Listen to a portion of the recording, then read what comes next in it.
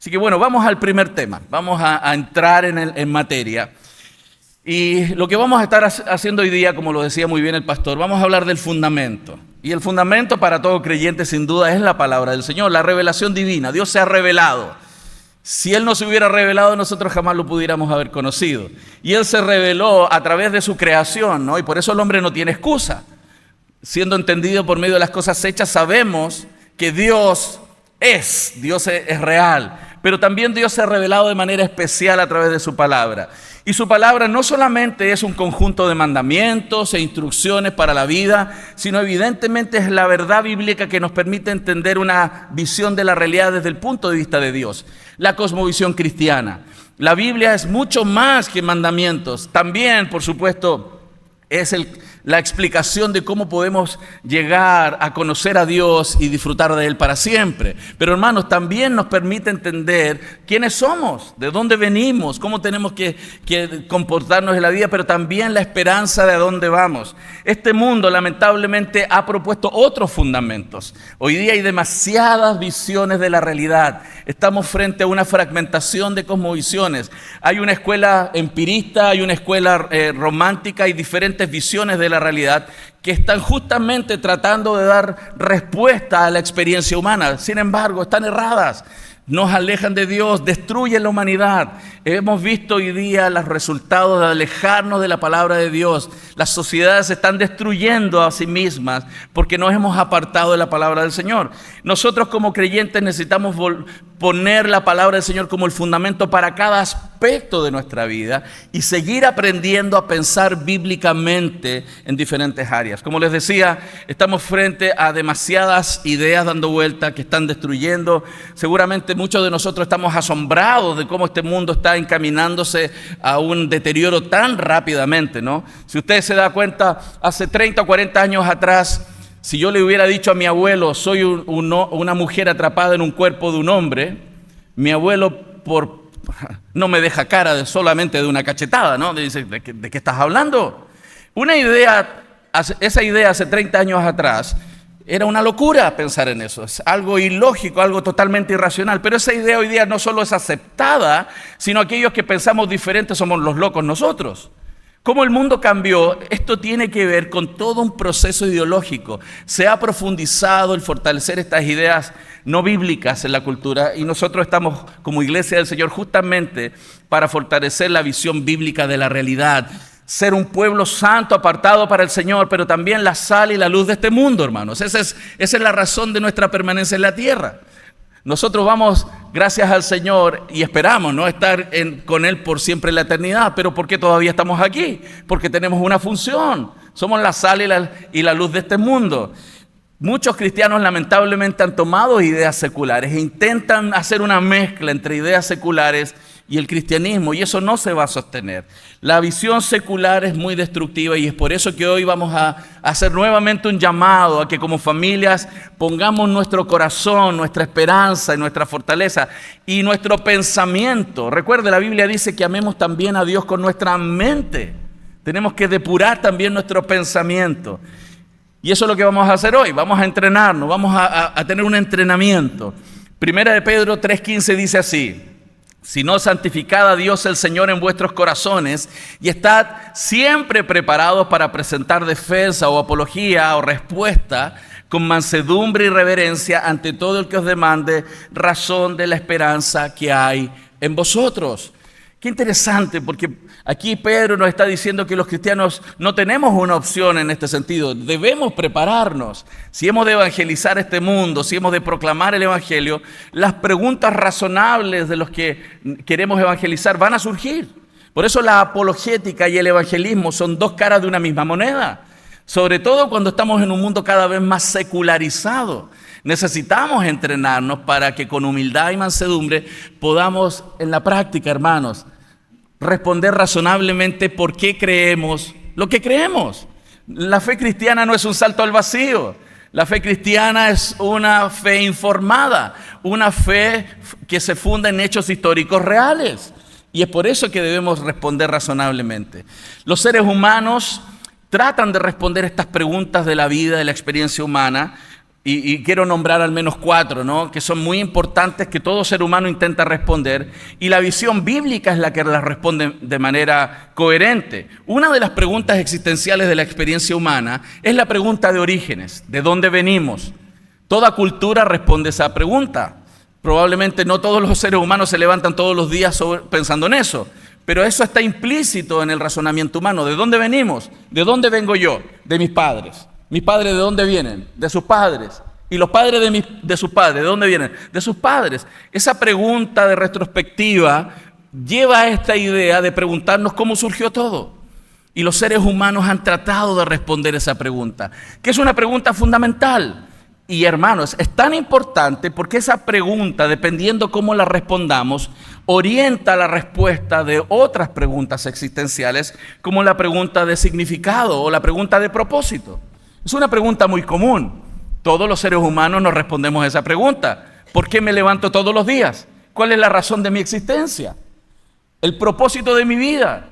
Hermanos, personas que no responden bien esto, muchos de ellos se han terminado suicidando. Porque responder la pregunta de propósito es muy importante para el ser humano. Pero ponga atención en esto. Aquellos que no ponen a Dios en la primera pregunta de orígenes, tampoco la van a poner en la pregunta de propósito. Si vivo sin Dios en Génesis, en el principio, voy a vivir mi vida hoy como si Dios no existiera. Como también la pregunta de moralidad. ¿Cómo tenemos que vivir? ¿Cómo definimos categorías de bien y de mal? ¿Qué es bueno y qué es malo? Si no hay un Dios en el principio, tampoco hay un Dios que determina y define las categorías de bien y de mal.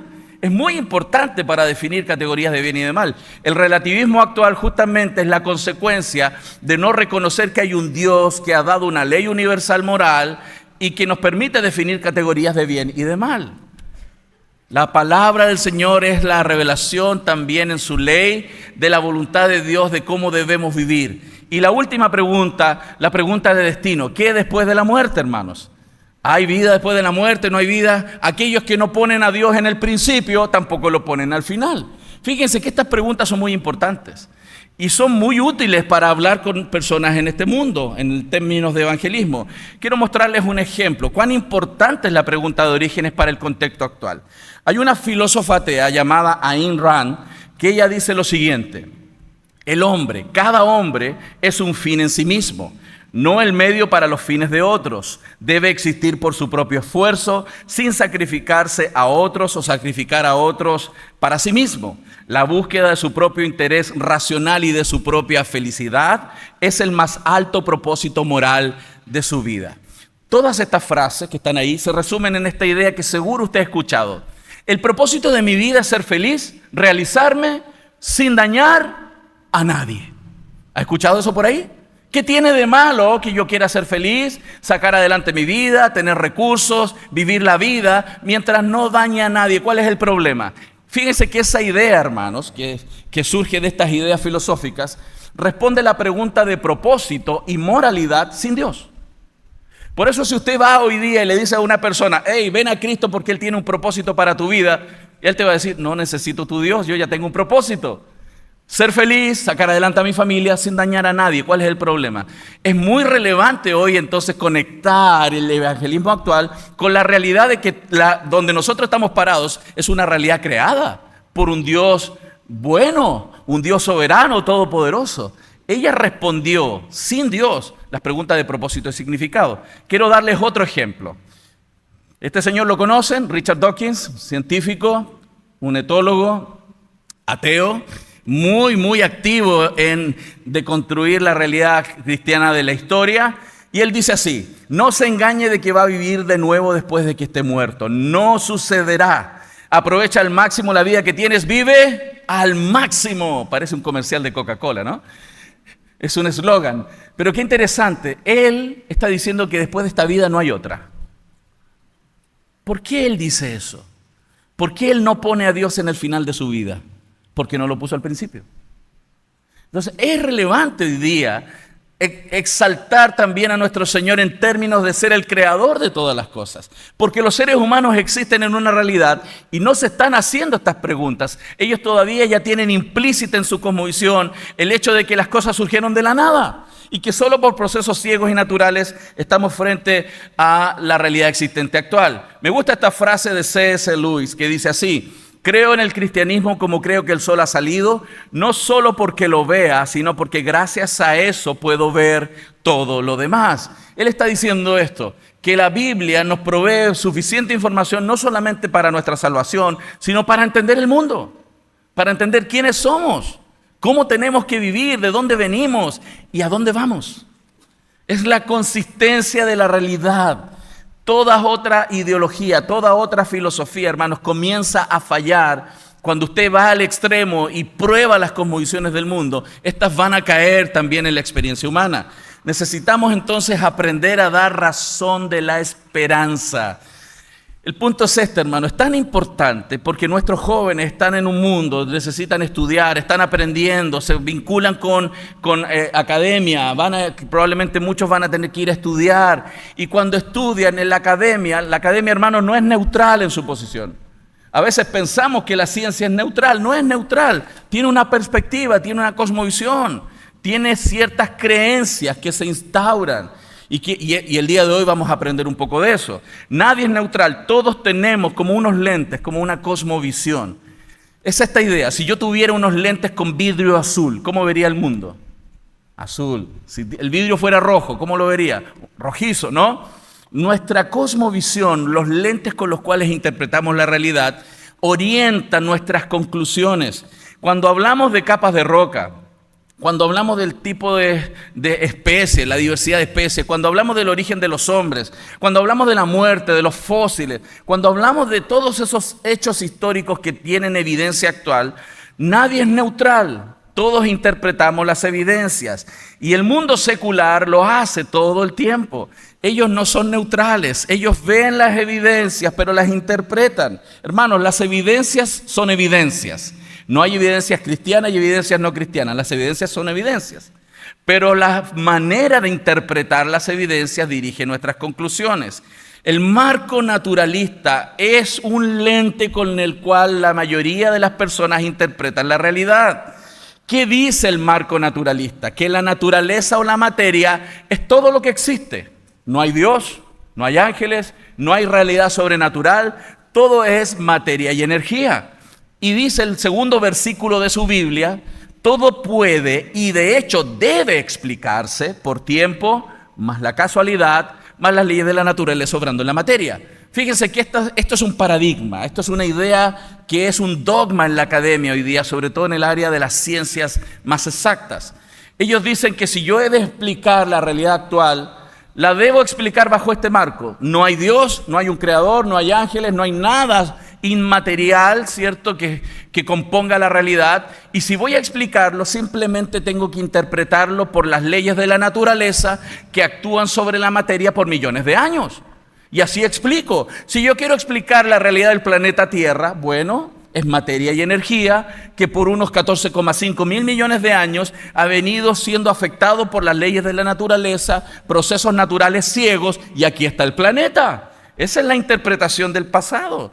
Y ese es un dogma. Las personas que tienen mi edad, yo tengo 52 años, yo sé que me veo más viejo, hermano, yo sé.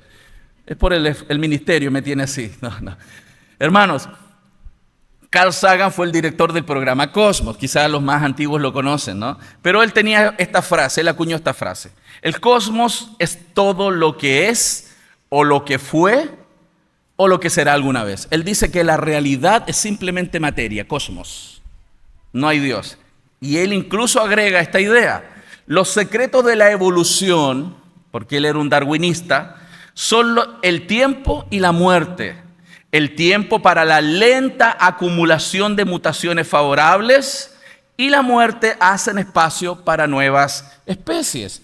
Entonces él es un creyente darwinista y dice que si hemos de explicar las especies, por ejemplo, animales, bueno, el secreto es este.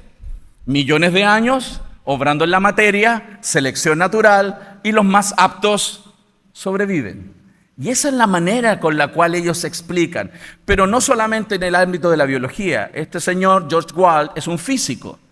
Fue un físico muy reconocido. Y él dice esto: el tiempo es héroe de este complot.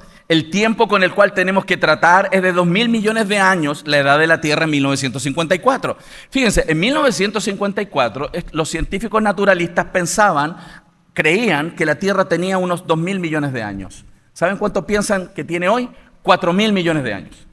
¿Por qué cambiamos del año 54 a ahora de 2.000 a 4.000 millones de años? Bueno, porque si yo he de explicar la realidad actual y no logro encajar cómo las cosas sucedieron, le pongo más tiempo. Porque el tiempo, más la casualidad, más las leyes de la naturaleza, obrando en la materia, producen lo que tenemos en el presente. Es una interpretación del pasado. Y mire lo que él dice. Lo que nosotros consideramos como imposible en base a la experiencia humana, o sea, lo que yo puedo observar con mis ojos mientras vivo, aquí carece de sentido. Dado tanto tiempo, el imposible se vuelve posible, el posible se vuelve probable y el probable se vuelve virtualmente seguro. Uno solo tiene que esperar. El tiempo en sí hace milagros. Hermanos, ¿es una declaración científica o es una declaración religiosa? Él es un creyente. Él dice que simplemente hay que esperar porque las cosas van a pasar, van a suceder. Y esto es importantísimo, hermanos, porque nuestros niños y nosotros estamos todo el tiempo recibiendo estos mensajes. Ellos van a la escuela, van a la academia y les hablan de que la ciencia dice, la ciencia dice, la ciencia dice, pero la ciencia no tiene ojos, la ciencia no tiene boca. Los científicos son los que hablan y los científicos tienen creencias. Los científicos interpretan desde su perspectiva secular. Ellos tienen que mantener su trabajo. Si ellos hablan en contra del paradigma de la ciencia, pudieran incluso perder su trabajo y ellos tienen que pagar sus cuentas. Hermanos, hay un dogma en la academia y es necesario entonces explicarle a nuestros jóvenes, a nuestros niños, y nosotros también debemos entender que cuando hablamos de ciencia, cuando hablamos de investigación, esto no contradice a la Biblia.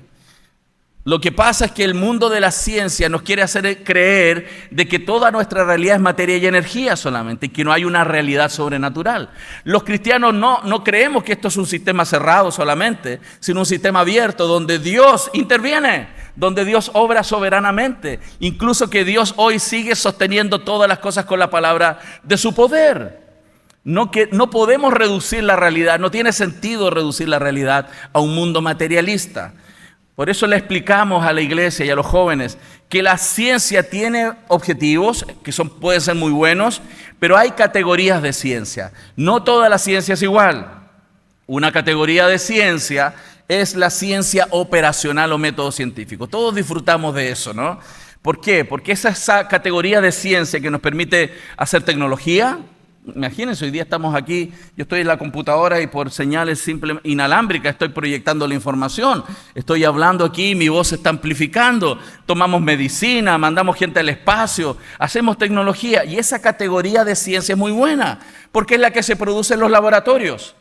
Porque esa categoría requiere que una persona esté observando cómo se comporta la materia. Yo soy ingeniero mecánico. Estudié y trabajé en áreas de diseño mecánico, en combustión y biomasa, en transferencia de calor.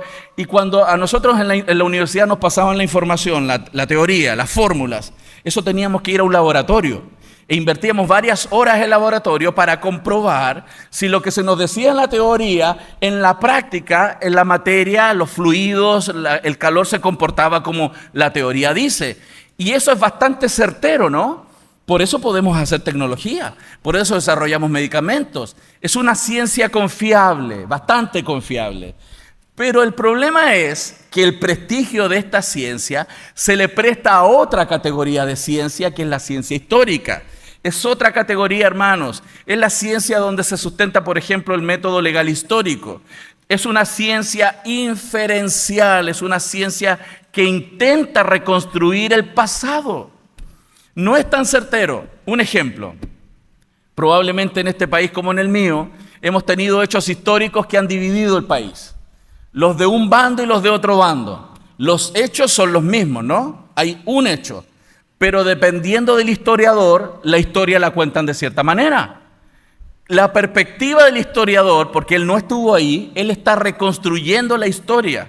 Y esto es importante porque nuestro joven puede ir a la universidad y un profesor de la Universidad de Harvard, de bata blanca, Él viene y le dice que los dinosaurios desaparecieron hace 65 millones de años. Una buena pregunta al profesor sería, profesor, ¿y usted estuvo ahí? Porque él no estuvo ahí. No hay observación de él. Él está interpretando el pasado de acuerdo a las evidencias presentes. Y ahí hay un problema serio. No es tan certero porque depende de las presuposiciones o creencias previas que el científico tenga. Y quiero hacer un ejemplo, y lo vamos a hacer aquí en vivo. Necesito, hermanos, una hermana en realidad, una hermana muy valiente. ¿Hay hermanas valientes aquí? ¿Sí? Bueno, necesito una hermana valiente que públicamente conteste esta pregunta. ¿Hay alguna hermana valiente que se atreva? Aquí hay una hermana valiente. ¿Cuál es su nombre, mi hermana? Ok, ¿cuál es su edad, por favor? 52 años. Hermana, yo le creo. Yo le creo. Pero si nuestra hermana tuviera que responder esto, pero comprobarlo de manera más científica, ¿qué opciones tiene ella para demostrar que ella nació cierto día, en cierto mes y cierto año? ¿Qué opciones? ¿Hay un examen de laboratorio que nos permita demostrar eso? No existe nada científico observacional. Ella no puede demostrar científicamente cuándo nació. Ella tendría que recurrir a un documento impreso que tiene escrito el día, mes y año en que supuestamente usted nació. Porque hay personas que no las inscribieron el día que nació realmente. ¿Se pueden falsificar estos documentos? Se pueden falsificar. Por lo tanto, no es tan certero. Fíjense, algo que apenas sucedió hace 52 años, no tenemos examen científico que nos permita ser certeros en definir el día que ella nació. Tiene que recurrir a un documento impreso. Pero hermana, yo estoy seguro de algo, seguro, que el día que usted nació, su mamá estuvo ahí. Eso me pasó por desayunar hoy día, ¿no? Ando brillante. ¿Sí? Ella tiene que recurrir, fíjense, para demostrar algo que apenas sucedió hace 52 años, ella tiene que recurrir a un documento impreso y o al testimonio de una persona confiable que dice cuándo las cosas sucedieron. ¿Qué es la Biblia? Un documento impreso que tiene escrito lo que personas vieron en el pasado y, por supuesto, el testimonio de un Dios que no miente, que es testigo ocular y actor principal de los hechos del pasado, y nos dijo no solo cómo sucedieron las cosas en el pasado, sino cuándo sucedieron y por qué sucedieron. Ese es el punto. Nuestros jóvenes se asombran con la ciencia, con el desarrollo científico, lo que los científicos pueden decir, pero no estamos entendiendo que todos tenemos un desafío enorme cuando queremos interpretar los hechos del pasado. Si no tengo una fuente confiable, autoritativa, para poder saber qué sucedió en el pasado, puedo ser influenciado por ideas que cambian todo el tiempo y que son las que provienen de este mundo. Una de las ideas sobre orígenes, sobre el principio, es que las cosas vienen de la nada. Si el universo comenzó hace miles de millones de años con el Big Bang, ¿qué lo precedió? De acuerdo con el famoso físico Stephen William Hawking, nada. Él dice que la nada es lo que antecedió a todo. ¿Qué es nada, hermanos? ¿Qué es la nada? Es difícil de pensar en eso, ¿no? Bueno, a mí me gusta lo que Jonathan Edwards dijo sobre la nada. Jonathan Edwards dijo que la nada es aquello con que sueñan las rocas cuando duermen. ¿Qué sueñan las rocas cuando duermen? ¿Se imagina una roca pensando sobre el origen del universo? Esas preguntas existenciales sobre origen. Las rocas no pueden hacer eso, ¿no? Fíjense cómo los seres humanos podemos caer en incoherencias lógicas, falacias. ¿Por qué? Porque no queremos aceptar la realidad de que hay un Dios soberano, preexistente, eterno, que es la primera causa no causada, causa de todas las cosas. Otro científico naturalista, Neil deGrasse Tyson, dice, si ninguno de nosotros, él está hablando de los científicos de astrofísica, supiera de antemano que las estrellas existen, si no supiéramos que existen porque ahí están, las vemos, si no supiéramos que ahí están, la investigación de primera línea ofrecería muchas razones convincentes de que las estrellas nunca podrían formarse. Este señor astrofísico está diciendo que si no supiéramos que ahí están, porque las estamos viendo, no tenemos manera de explicar cómo llegaron ahí. Porque las leyes físicas actuales que gobiernan el universo no logran explicar cómo es posible que una estrella surja. Nadie sabe. Ni siquiera pueden justificarlo con las leyes físicas actuales. Pero ahí están. Miren, imagínense el vacío enorme que existe en el mundo de la ciencia, pero ellos se paran firmes y nuestros jóvenes son adoctrinados con estas ideas. Ellos nos cuentan una historia, hermanos. La Biblia es la verdadera historia de todas las cosas. La Biblia dice en el principio, y Dios creó en el principio, ¿cierto? El cielo y la tierra. Dios creó en el principio el espacio, el cosmos, ¿cierto? Creó el tiempo, creó la materia. Y de ahí en adelante la metanarrativa bíblica nos expresa todo lo que ha sucedido, pero ellos nos dicen que la historia es diferente. Ellos dicen que hace unos 13.7 mil millones de años, un huevo cósmico que contiene toda la masa del universo, toda la masa. En nuestro Sol quema millones de kilos de toneladas de combustible por hora. Pero ellos dicen que toda la masa del universo estaba en un huevo cósmico que expande violentamente, lo que le llaman Big Bang. Esa es la teoría más aceptada hoy día.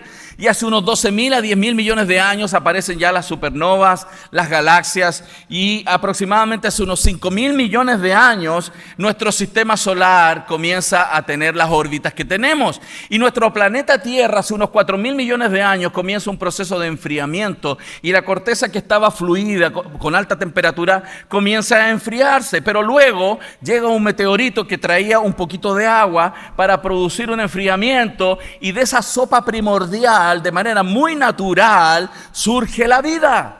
La vida de una molécula que se transforma luego en una macromolécula y luego en un primer organismo vivo que debería tener toda la información genética capaz de producir todas las especies del planeta. Y por miles y miles de años, solamente por selección natural, procesos ciegos y aleatorios y selección natural, aquí estamos en Barcelona. Y la historia continúa y el cosmos se sigue expandiendo, se está enfriando, la entropía aumenta y vamos a morir todos congelados. La historia además es fome, no tiene ni un brillo. Hermano, no, esa es una historia, ¿se dan cuenta? Ellos nos quieren contar una historia, no tiene que ver con ciencia exacta, es una narrativa. La teoría evolutiva es una narrativa, es una historia. Y tenemos que explicarle a nuestros jóvenes porque ellos piensan que esto es ciencia. Y no siempre nuestros jóvenes que van a pregrado en la universidad logran distinguir entre ciencia real, datos comprobables, de la interpretación o las creencias que tiene el profesor. Por eso es sensible. Quiero mostrarles un video de un profesor de astrofísica que hacía clases en una universidad en Arizona. Y él exponiendo sobre su visión del origen de todas las cosas, él es un astrofísico, él hace referencia y le dice a los presentes, ¿quién o cuál es la causa de que ellos estén ahí en el aula? Miren, por favor, pongan atención porque está subtitulado. The amazing thing is that every atom in your body came from a star that exploded. Perdón, casi se los llevó el señor del susto, ¿no? Voy ahora sí, dame un segundo. Vamos más suave. The amazing thing is that every atom in your body came from a star that exploded. And the atoms in your left hand probably came from a different star than your right hand. It really is the most poetic thing I know about physics. You are all stardust. You couldn't be here if stars hadn't exploded because the elements, the carbon, nitrogen, oxygen, iron, all the things that matter for evolution weren't created at the beginning of time. They're created in the nuclear furnaces of stars, and the only way they can get into your body is if the stars were kind enough to explode.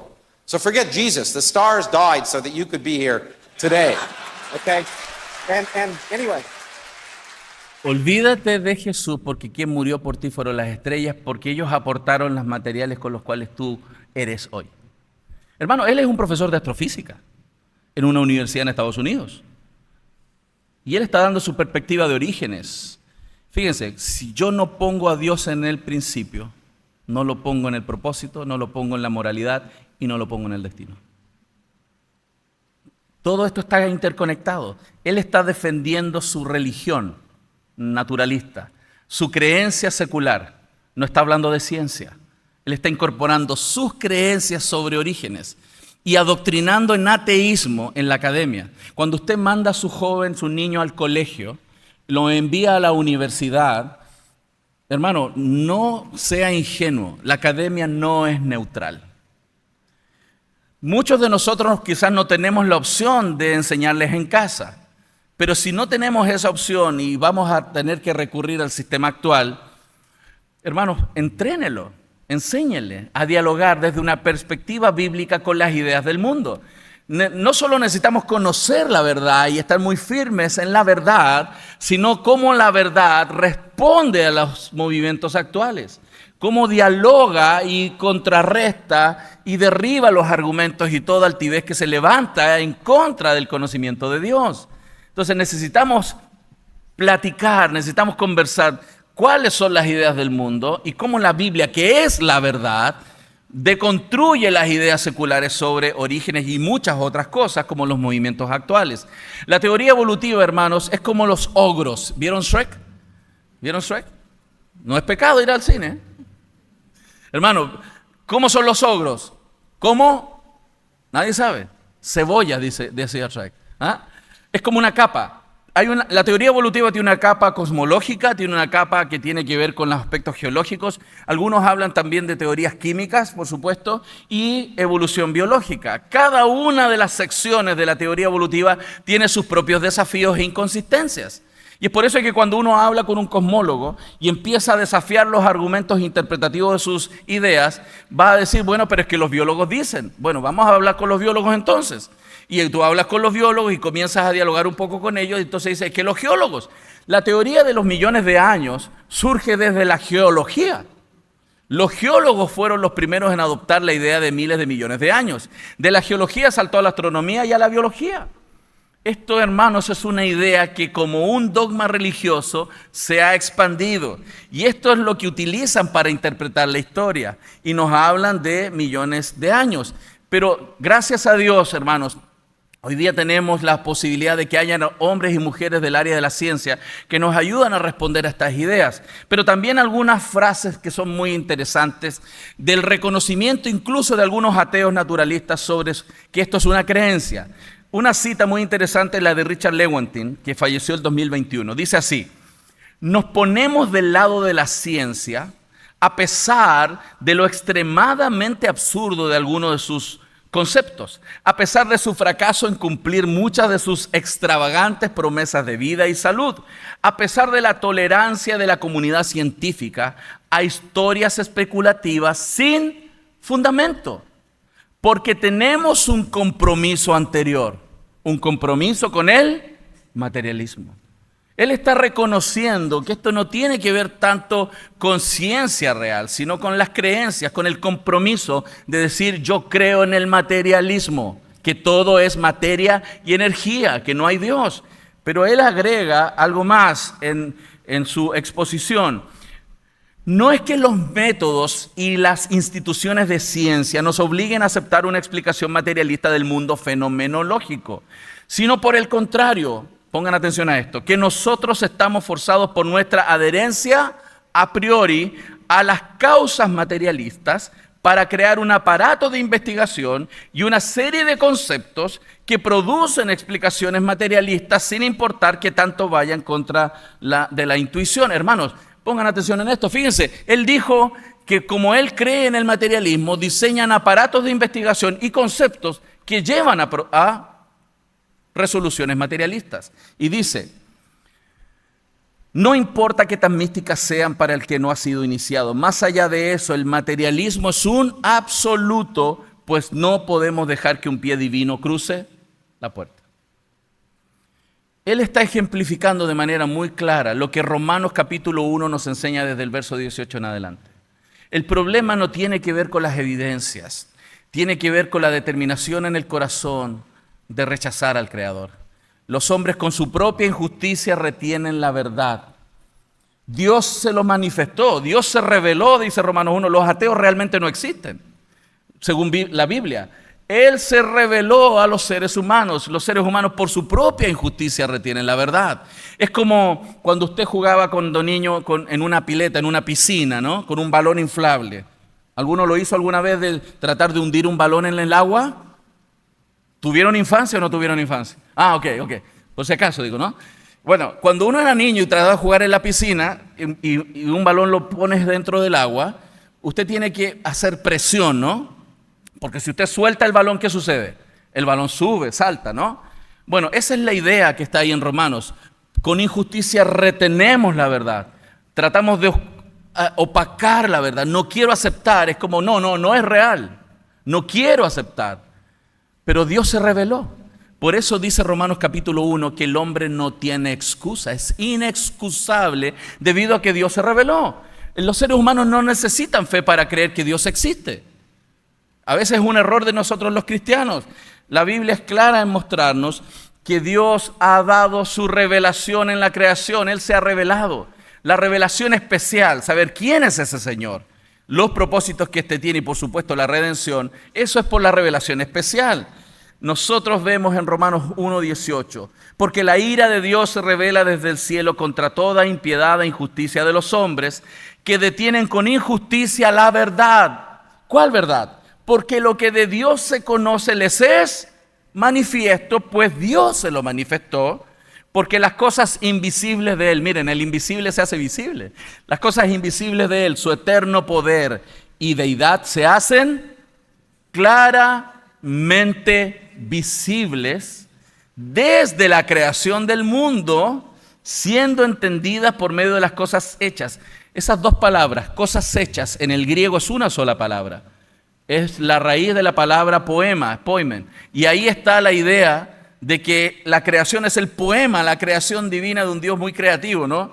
De modo que no tienen excusa. Hebreos 11:3 dice, por la fe entendemos haber sido constituido el universo por la palabra de Dios.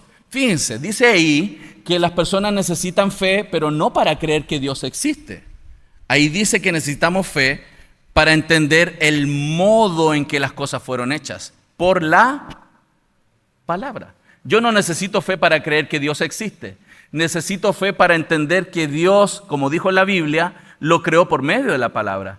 No es fe para creer que hay Dios, sino fe para creer que la Biblia dice que Dios creó por su palabra. Por eso el hombre es inexcusable. No tiene excusa. Hermanos, la palabra de Dios es suficiente. La palabra del Señor es la autoridad. Y estamos entonces en un ámbito de quién es la autoridad para definir la realidad. ¿Quién es la autoridad para darnos la realidad sobre orígenes desde el principio? ¿Quién realmente es la verdad de toda la historia de la humanidad? Y Dios nos dijo con mucha claridad que Dios creó en 6 días, dice la Biblia, ¿no? Éxodo capítulo 20, versículo 11, cuando Él da la ley, Él les dijo, como en 6 días yo creé, 6 días ustedes van a trabajar. Y los hebreos nos estaban preguntando, Señor, ¿son días literales o son días de millones de años? ¿Cierto? ¿Usted se imagina a los hebreos preguntando, ¿son días literales? Todas las teorías que tenemos hoy día, o más bien reinterpretaciones del texto de Génesis 1, son posteriores a la aparición de la teoría darwiniana. La teoría de la brecha, la hipótesis de Marco, los días era, la evolución teísta, todas sabemos cuándo surgieron, en qué iglesia y quién es el proponente histórico, todo es posterior a la aceptación de las ideas de tiempo profundo de millones de años. La iglesia nunca luchó con las ideas sobre millones de años. La única diferencia histórica que tenemos en el siglo IV es que algunos que eran alegoristas pensaban que Dios no tenía necesidad de crear en 6 días, Dios creaba instantáneamente. Pero nunca la iglesia, ni los literalistas, ni los alegoristas lucharon con la idea de millones de años. Eso estaba en la filosofía griega. Los filósofos griegos pensaban eso, pero no la iglesia cristiana. La idea de millones de años surge en el siglo XVIII y fue introducida para reinterpretar el texto de Génesis 1. En el fondo es una integración de las ideas del mundo con lo que la palabra del Señor dice con bastante claridad. Y eso, hermano, y quiero ser claro, aunque podemos tener diferencia en ese punto, eso no define si somos salvos o no somos salvos, estamos claros, ¿no? Nuestra salvación no es de tierra joven o tierra antigua, nuestra salvación es si somos creyentes y confiamos en la obra suficiente de Cristo. Sin embargo, si nosotros decimos que hay un gran riesgo en abrir la puerta, poner un pie darwinista en la puerta, porque muchos jóvenes comienzan después a dudar de las Escrituras. Claro, porque si un científico viene y me dice, no, es imposible que el universo tenga lo que ustedes dicen de antigüedad, porque hemos demostrado, dicen ellos, que tiene millones de años, Y lamentablemente algunos teólogos fueron a Génesis 1 y dijeron, bueno, ¿cómo metemos la idea de los millones de años en Génesis 1? Y transamos la idea histórica de la iglesia. Pero después el científico viene y nos dice, sí, pero es que también es imposible que Cristo resucite de los muertos. Y ahí sí que decimos, no, sola escritura. Ahí sí que defendemos la posición. Pero en Génesis 1 no. Y eso es lo que ha pasado, hermanos, históricamente. Bueno, eso, vuelvo a repetir, son hermanos muy amados por nosotros. Tenemos muy buenos teólogos que piensan diferente a nosotros. Pero hermanos, nosotros apuntamos a la confianza. ¿Quién es la autoridad? ¿Las ideas seculares de los hombres? ¿O lo que Dios ha dicho con tanta perspicuidad desde tanto tiempo atrás? La clave para interpretar el pasado, hermanos, no es el presente. Esta idea de los millones de años, ¿sabe cómo surgió? Desde la geología. ¿Por qué?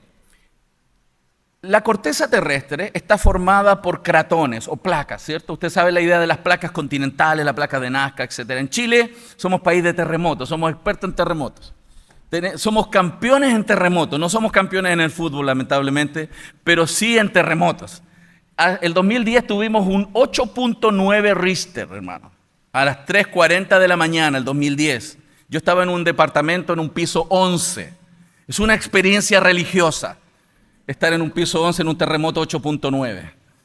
Sí, yo creía que el Señor estaba llegando a la tierra con poder y gloria. Es una experiencia impresionante. Y hermanos, ¿por qué se produjo ese terremoto y posterior tsunami en nuestro país? Porque hay una placa llamada placa de Nazca que es un poco inquieta, que está moviéndose y penetrando en subducción bajo la placa continental sudamericana. Y esta plaquita está entrando por debajo, levantando la placa continental y la presión. Esta placa, según los científicos, avanza 3 centímetros por año. Pero 3 centímetros por año que la roca empieza a tensionar, se acumula energía y en algún momento, entre 10 y 15 años, hasta 20 años, la roca se quiebra y cuando la placa entra rápidamente, todos arriba bailamos mambo. 3 minutos y medio bailando arriba en el último terremoto. ¿Por qué estoy contando eso? Porque las placas hoy se mueven lentamente, lento y gradual. 3 centímetros por año en el caso de la placa de Nazca. Entonces ellos utilizan el presente observacional, lo que ellos están observando, para interpretar el pasado. Porque todos sabemos, tiene una lógica, ¿no? Los continentes alguna vez estuvieron juntos, ¿cierto? Se sabe y se apunta a esta idea naturalista, ellos dicen Pangea, nosotros decimos Rodinia. Hay una diferencia técnica. Los geólogos cristianos también creemos y sabemos por la geología, pero también por algunas señales bíblicas, de que hubo un gran continente. Pero si todo está separado hoy día y se mueve hoy 3 centímetros por año y tenemos kilómetros, bueno, ¿cuánto se demoró?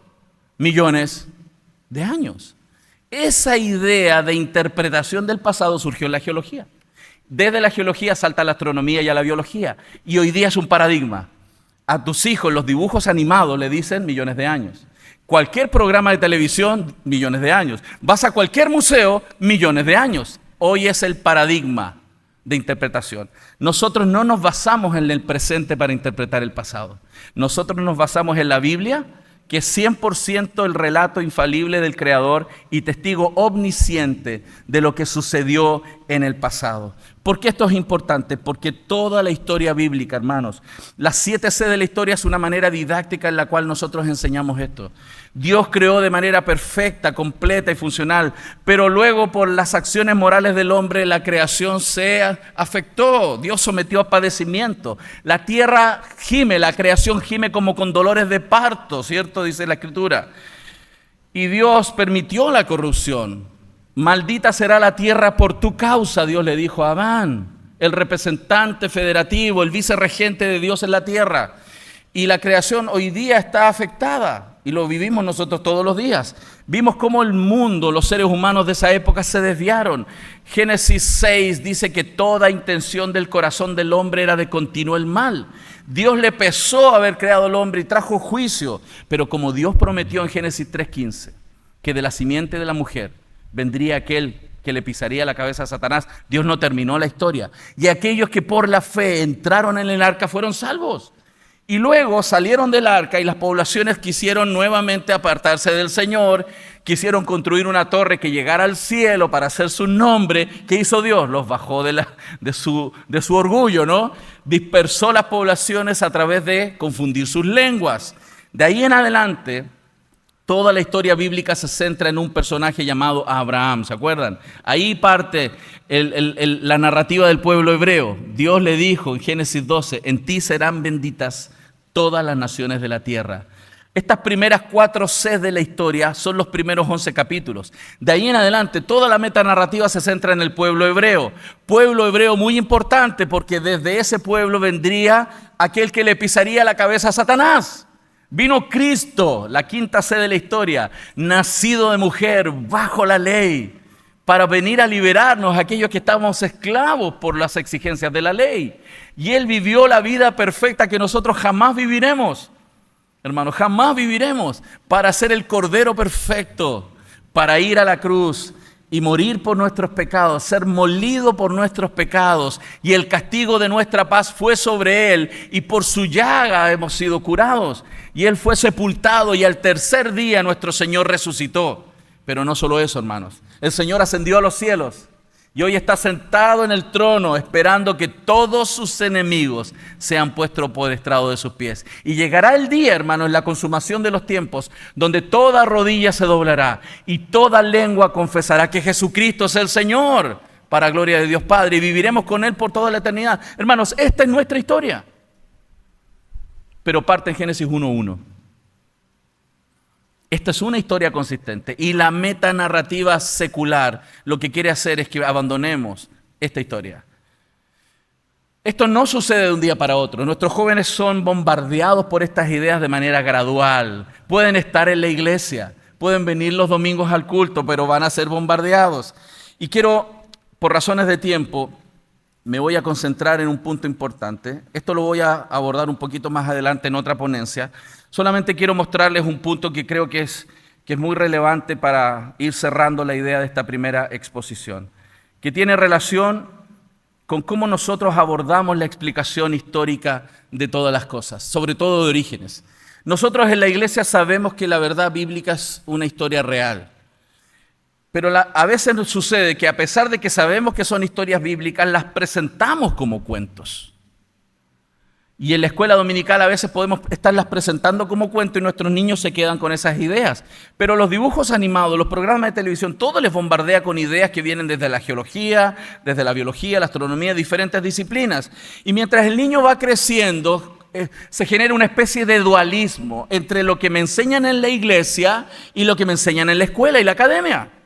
Entonces, cuando tienes que defender su fe, empieza un desafío. A mí me pasó, yo de niño fui a la iglesia. Vengo de una familia de asambleas de Dios, después mi doctrina fue cambiando, pero esa es mi cuna. Hermanos, y yo iba a la iglesia, pero cuando empecé a entrar en el colegio, empezaron las preguntas.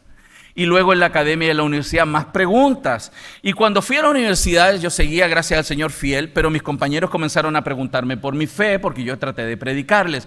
Y ellos son molestosos. Me decían, hey, espérate, Arturo, ¿tú eres de esos que creen en el arca de Noé? En ese barquito con animalitos, 2 de cada especie. Yo decía, sí. ¿Y qué tal? ¿Por qué no me explicas un poco? Y yo quería defender mi fe, hermanos. Yo quería defender mi fe. Yo amo al Señor, quiero defender mi fe. Y empezaba a buscar información en mi disco duro. Miren, es bien grande, miren. Tengo muchos gigabytes aquí de capacidad. Y yo quería defender mi fe con estos compañeros universitarios de ciencias. Y yo tenía información en mi mente y traté de sacar y recordar, y esto apareció en mi mente para defender mi fe. Hermano, ese dibujo, yo recuerdo cuando niño, todos los años pintando el bendito dibujito.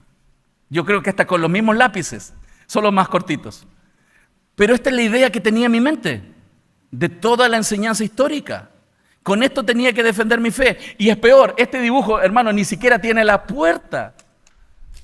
Y hermanos, he visto materiales de escuela dominical en muchas partes que ni siquiera tienen la puerta, que apunta a Cristo. Entonces, a pesar de que sabemos que son historias reales hechos históricos, los presentamos como cuentos y esas ideas quedan aquí. Y con eso tenemos que defender mi fe. Cuando yo era niño, hermanos, y llovía mucho en Santiago de Chile, yo miraba por la ventana como niño y veía cómo el agua acumulaba y decía, ¿cómo es posible que se tapen todas las montañas? ¿Cuánto mide la montaña más grande? El Everest, 8.848 metros de altura. Más cerca de mi ciudad, el Aconcagua en Argentina, 7.292 metros. ¿Por qué me sé esas dimensiones? Porque yo quería saber si la historia bíblica era real. ¿Usted cree que sus hijos no lo hacen? ¿Que no se hacen esas preguntas?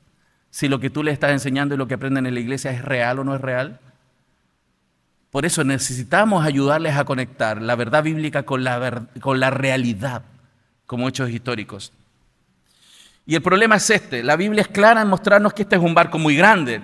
475 camiones con contenedor caben volumétricamente dentro del arca. Es enorme.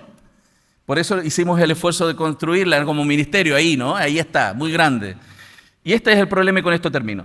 Nuestro niño va a la escuela dominical y yo sé que los maestros se esfuerzan mucho en estudiar la palabra para enseñar, ¿no?